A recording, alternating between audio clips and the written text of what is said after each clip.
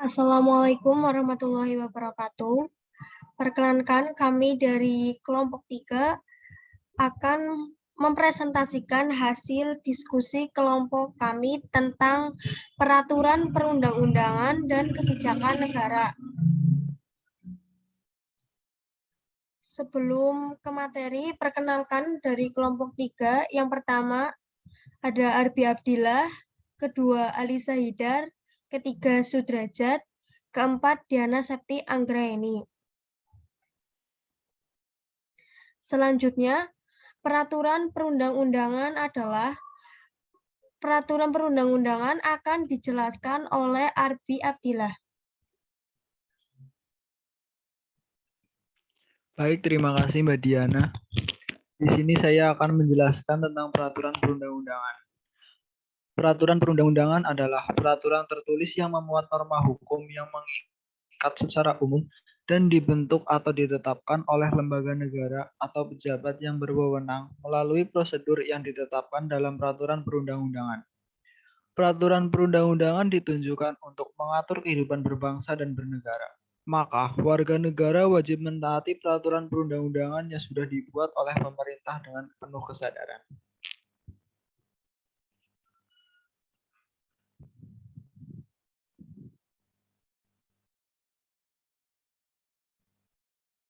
Next slide. Selanjutnya, sumber hukum tata urutan peraturan perundang-undangan. Yang pertama, ketetapan MPRS nomor 20 garing MPRS garing 1966 tentang sumber tertib hukum Republik Indonesia dan tata urutan peraturan perundang-undangan Republik Indonesia. Yang kedua, ketetapan MPRS nomor 3 garing MPR garing 2000 tentang sumber hukum dan tata urutan peraturan perundang-undangan. Yang ketiga, Undang-Undang nomor 10 tahun 2004 tentang pembentukan peraturan perundang-undangan. Yang keempat, Undang-Undang nomor 12 tahun 2011 tentang pembentukan peraturan perundang-undangan. Yang kelima, tata cara pembentukan undang-undang. Yang keenam, peraturan pemerintah pengganti undang-undang. Yang ketujuh, peraturan pemerintah. Yang kedelapan, keputusan presiden atau peraturan presiden. Yang kesembilan, peraturan daerah provinsi. Dan yang terakhir, peraturan daerah kabupaten atau kota. Next slide. Selanjutnya, berperilaku sehari-hari sesuai dengan peraturan perundang-undangan yang berlaku. Yang pertama, di lingkungan sekolah, yaitu mematuhi peraturan dan tata tertib yang ada di sekolah, terus terang dan jujur dalam mengikuti pelajaran, dan belajar dengan tekun dan disiplin. Yang kedua, di lingkungan masyarakat. Yang pertama, mematuhi segala peraturan dan hukum yang berlaku, menghormati para tetangga. Yang ketiga, di lingkungan bangsa dan negara. Yang pertama, mematuhi semua hukum yang berlaku di Indonesia, membayar pajak tepat pada waktunya, tidak merusak fasilitas umum, dan ikut serta dalam pembelaan negara. Yang terakhir, dalam lingkungan keluarga. Yang pertama, menjaga nama baik keluarga, dan yang kedua, mentaati dan mematuhi peraturan yang ada dalam keluarga yang sudah menjadi kesepakatan bersama.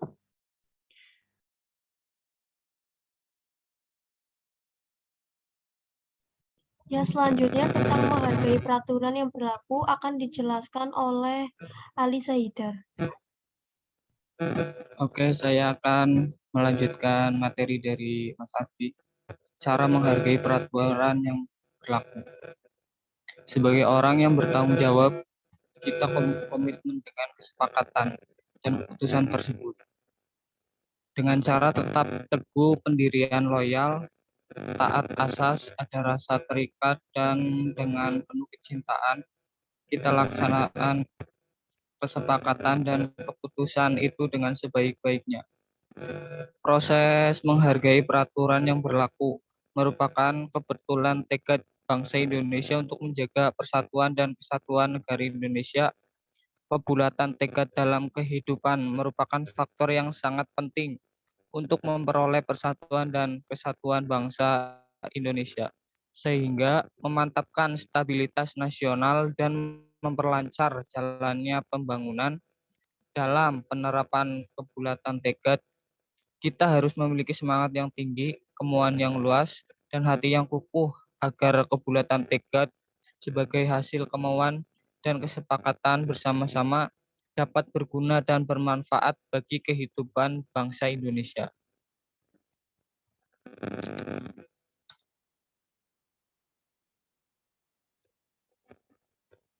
Oke, next.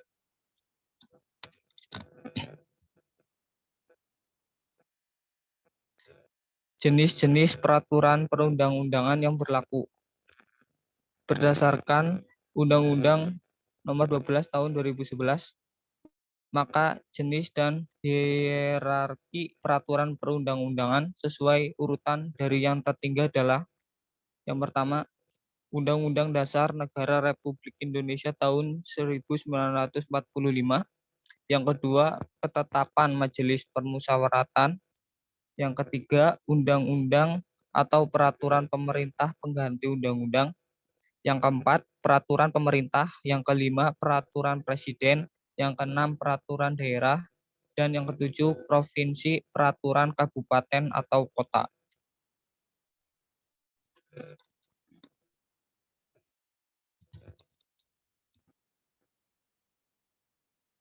Tata cara pembuatan undang-undang. Proses pembentukan undang-undang sebagai berikut.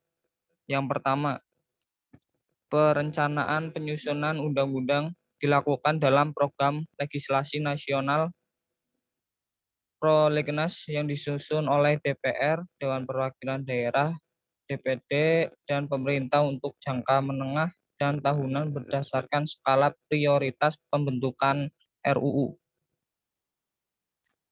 RUU dapat berasal dari DPR, Presiden, atau DPD.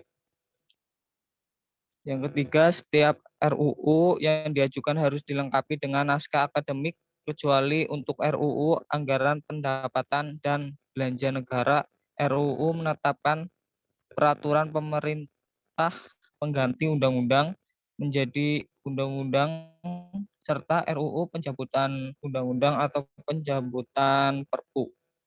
Yang keempat, RUU dari DPR diajukan oleh anggota DPR, komisi, gabungan komisi, atau badan legislasi.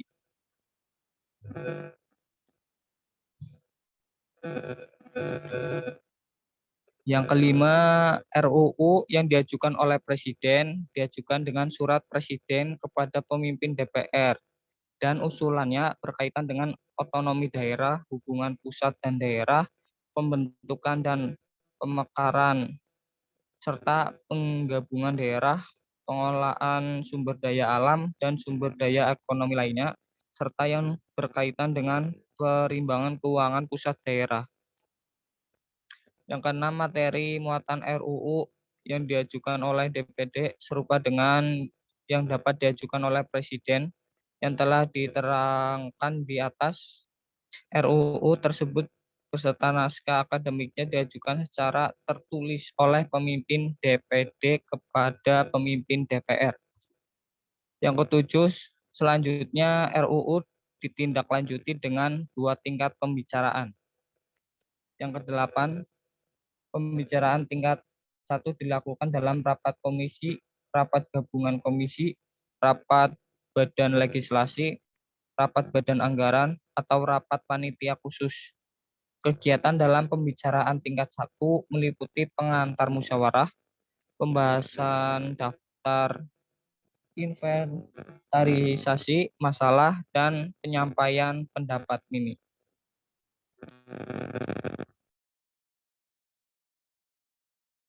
Ya, materi selanjutnya akan dijelaskan oleh Sudrajat.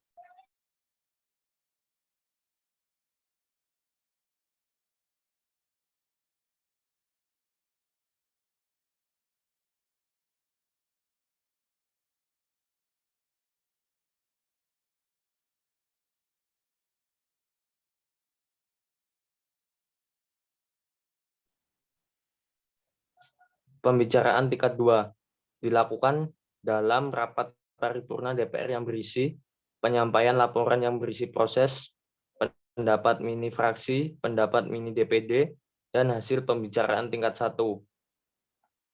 Pernyataan persetujuan atau penolakan dari tiap-tiap fraksi dan anggota DPR secara lisan yang diminta oleh pimpinan rapat paripurna dan pendapat akhir Presiden yang disampaikan oleh menteri yang ditugaskan.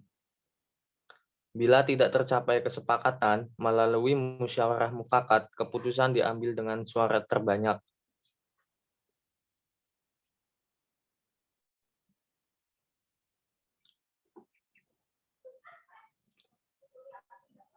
RUU yang telah mendapat persetujuan bersama DPR dengan Presiden diserahkan kepada Presiden untuk disahkan menjadi UU dengan dibubuhkan tanda tangan, ditambahkan kalimat pengesahan, serta diundangkan dalam lembaran negara Republik Indonesia. Apabila pembahasan RUU telah memasuki pembahasan daftar inventarisasi masalah pada periode masa keanggotaan DPR saat itu, hasil pembahasan RUU tersebut disampaikan kepada DPR periode berikutnya dan berdasarkan kesepakatan DPR, Presiden, dan DPD.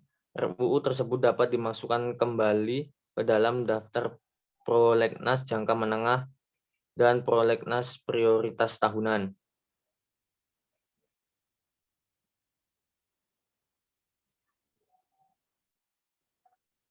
Berperilaku sesuai dengan etika-etika yang baik seperti yang pertama yaitu etika politik dan pemerintahan mengembangkan objek formalnya bertumbuh pada konkren pemerintah untuk perlindungan hidup dan hak-hak memiliki semua orang yang ada dalam komunitas, perlindungan dari musuh-musuh asing atau pertahanan nasional, promosi kebaikan bersama atau mengupayakan kesejahteraan bagi semua dan individu, mencegah terjadinya konflik kepentingan antara individu dan kelompok. Yang kedua, etika ekonomi dan bisnis. Menyebutkan nama klien dengan baik, hadir tepat waktu saat janji temu, berdiri saat berkenalan, tidak segan mengucapkan terima kasih. Yang ketiga, etika keilmuan. Etika keilmuan merupakan etika normatif yang merumuskan prinsip-prinsip etis yang dapat dipertanggungjawabkan secara rasional dan dapat diterapkan dalam ilmu pengetahuan.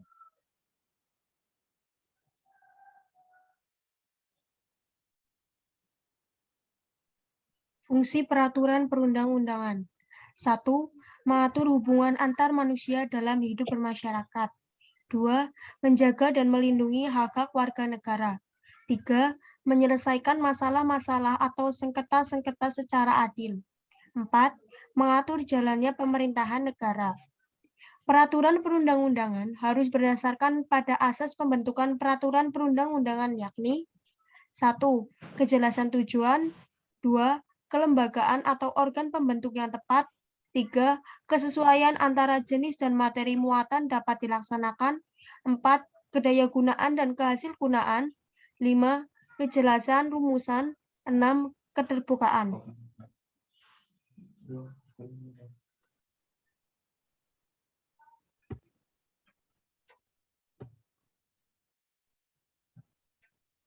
Kebijakan negara.